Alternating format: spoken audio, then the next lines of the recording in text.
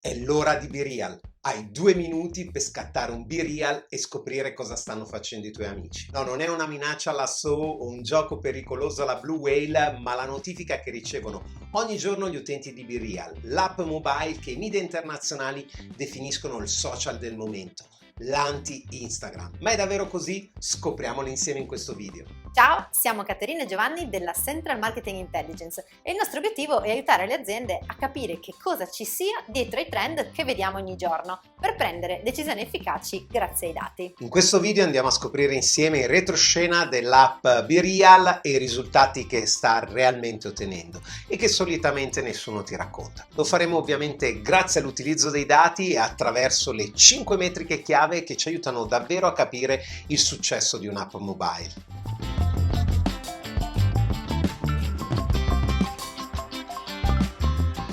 Parola d'ordine: autenticità. I social media sono diventati troppo finti, pieni di foto e di video di attimi di vita di influencer e non solo, che però mostrano una realtà falsata e fuorviante. Lo testimoniano i numerosi studi su come l'utilizzo dei social media causi l'aumento di depressione e altre malattie mentali, soprattutto nei giovani. Per risolvere questo problema, nel 2020 in Francia un team di ragazzi, tra i quali anche un ex dipendente di GoPro, lanciano BeReal, il social media per chi odia i social media. Infatti su BeReal non si possono caricare foto a tuo piacimento, ma lo puoi fare solo una volta al giorno quando ti arriva la notifica dall'app. Lo scatto chiaramente è senza filtri, è una foto di ciò che stai facendo in quel momento che viene immortalata sia dalla telecamera posteriore che mostra dove ti trovi, quindi ciò che stai vedendo, sia da quella frontale che inquadra la tua faccia, che di solito esce malissimo visto che non hai tempo per metterti in posa e quindi rientrare nell'inquadratura. Il risultato è tipo questi. Le foto sono quindi visibili solo ai tuoi amici e tu puoi vedere le loro solo quando hai pubblicato il tuo BeReal quotidiano.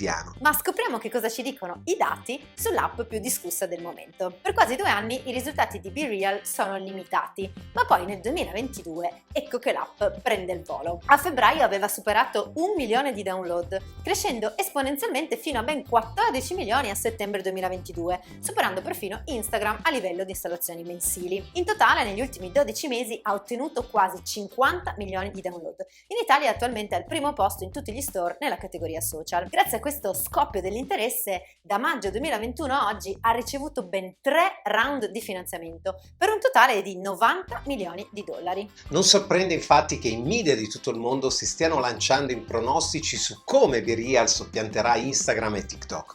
Un po' se ti ricordi come era già successo l'anno scorso quando si parlava di Clubhouse. Eppure in quel caso le previsioni stellari dei media si sono un po' rivelate dei fuochi di paglia. Infatti il numero di download è solo la prima delle 5 metriche chiave che dobbiamo andare a guardare quando analizziamo il successo di un'app da mobile. Il numero di download potrebbe quasi essere definita una vanity metric, cioè una metrica un po' di facciata che gonfia l'ego degli sviluppatori ma che non si traduce direttamente in risultati concreti. Certamente è un indicatore di quante persone potenzialmente hanno iniziato a utilizzare l'applicazione, però sono le altre 4 metriche che andremo a vedere proprio in questo video che diventano ancora più importanti per capire il successo nel medio e lungo termine. Tra l'altro, se non l'avessi già fatto, ti invito a iscriverti al nostro canale YouTube e a cliccare sulla campanella per non perderti i prossimi video in cui ti aiutiamo a capire come farti domande intelligenti grazie ai dati. Ma torniamo a BeReal. La seconda metrica che dobbiamo valutare sono i reali utenti attivi sull'app, ogni giorno e ogni mese.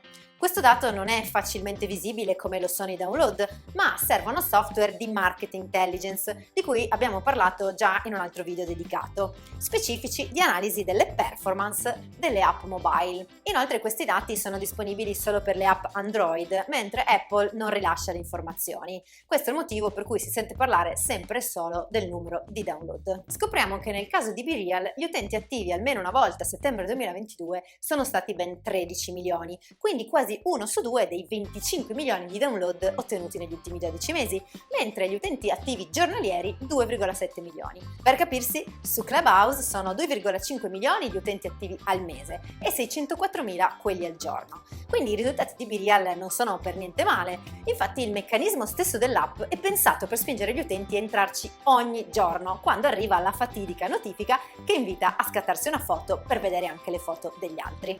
Collegata agli utenti attivi troviamo la terza metrica, ovvero la retention a 30 giorni. Questo dato ci fa capire la percentuale di utenti che hanno scaricato l'app in un certo mese e continuano a utilizzarla anche il mese successivo. Di fatto non si sono ancora stufati. Per BeReal in effetti il dato non è affatto male. Negli ultimi 12 mesi è addirittura tra il 35 e il 62% di utenti che utilizzano ancora l'app il mese successivo. Molto meglio di Clubhouse che è tra il 16 e il 21%, anche se al momento è ancora meno di Instagram che invece è attorno all'80%. Andiamo a vedere la quarta metrica chiave, ovvero il tempo di permanenza sull'app, che ci fa capire il reale interesse di utilizzo. Questa metrica è importante soprattutto nel caso dei social media, nei quali l'obiettivo principale è tenere le persone il più possibile incollate sulla piattaforma, per vendere l'attenzione degli utenti agli inserzionisti attraverso gli ads. Ebbene, la sessione media su BeReal è di solo 1 minuto e 14, mentre quella massima è di 3 minuti e 25.